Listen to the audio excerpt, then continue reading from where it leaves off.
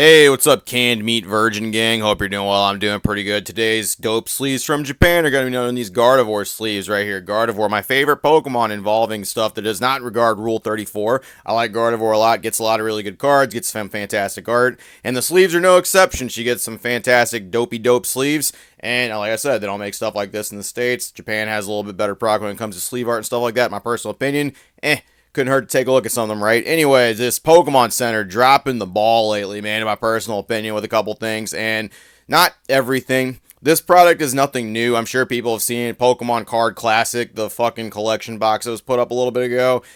Discussed it a little bit earlier this year. I remember the Japanese one being leaked and a lot of people going to that, looking into that. The big seller of that stuff was bringing back a lot of old school cards. A lot of them were going to get a very specific special holo. And of course, because we just live in the time of Pokemon existing, we can't just like anything else. Nothing else has to matter at all, point blank period. I guess metrics and sales are just the only fucking thing that matters for that. We have the big three once again. Venusaur, Blastoise, Charizard. Every single time. The most boring thing in the world. We can't do anything different. That's just how it is. Whatever. Cool. Talked about it a year ago. The Japanese one was releasing at about 250 USD. Of course, with Scalper City, it was going to be more than that. People were kind of trying to justify who this was for a little bit, trying to go like, and then of course people were like, well, there's going to be an English version that comes out of this too. Probably going to be cheaper quality, probably going to be all this other stuff. Just buy that one, it'll be a little bit cheaper. They'll probably make a good No, that's not the case. It might be cheaper quality on stuff, but it is definitely not cheaper in price. Holy shit, Pokemon Center dropped this shit, right?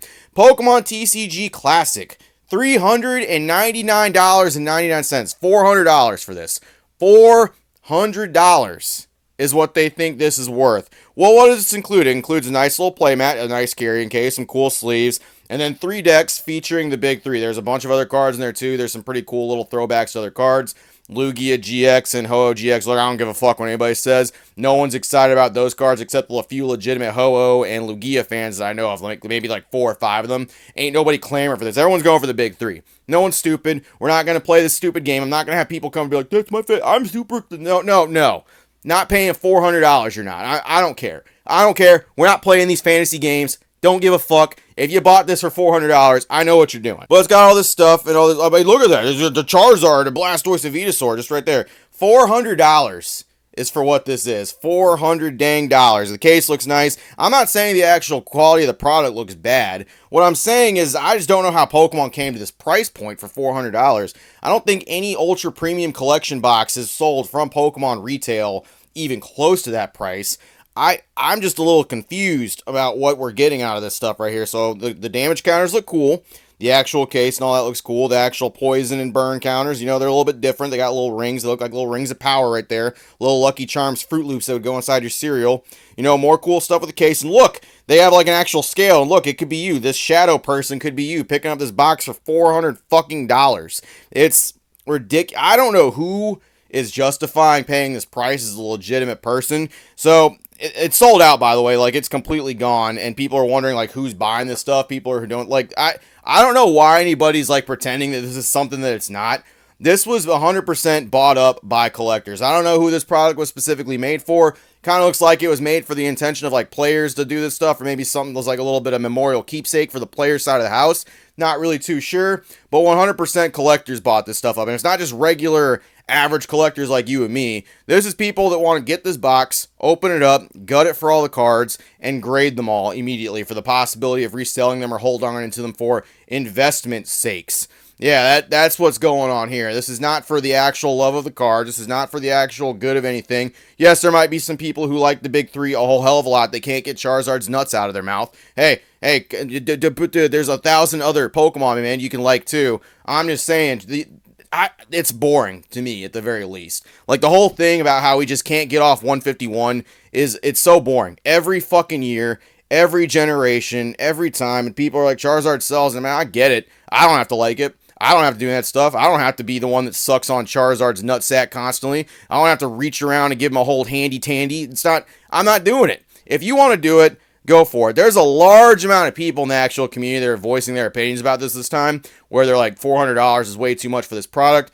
I don't believe half of y'all. I don't. I'm sorry. I would love to. But I've lived through the fucking Japanese pandemic of cards. I've lived through where people said, screw it, I'm going to pay this much for Evolving Skies. I've lived through it all, okay?